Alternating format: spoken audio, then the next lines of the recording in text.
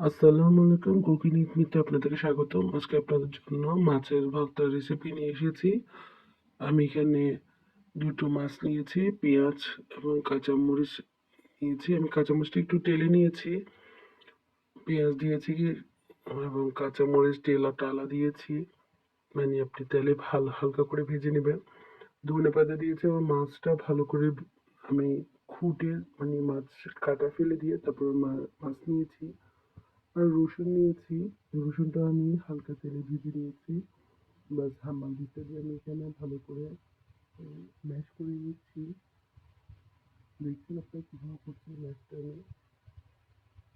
সামান্য পরিমাণে আমি একটু লবণ দিব।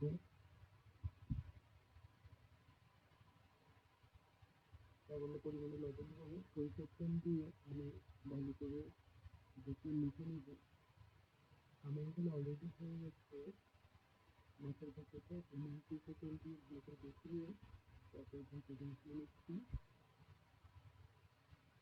আপনারা চাইলে একটু বেশি ঝাল দিতে পারেন, আমি একটু বেশি ঝাল দিলে সামান্য ঝাল দিয়েছি।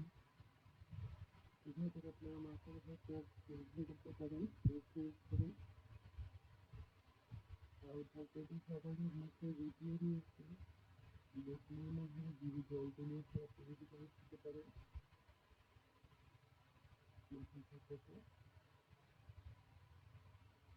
আর দিয়ে করা যায়, আমি এখানে আমার বিশ্বাস করেছি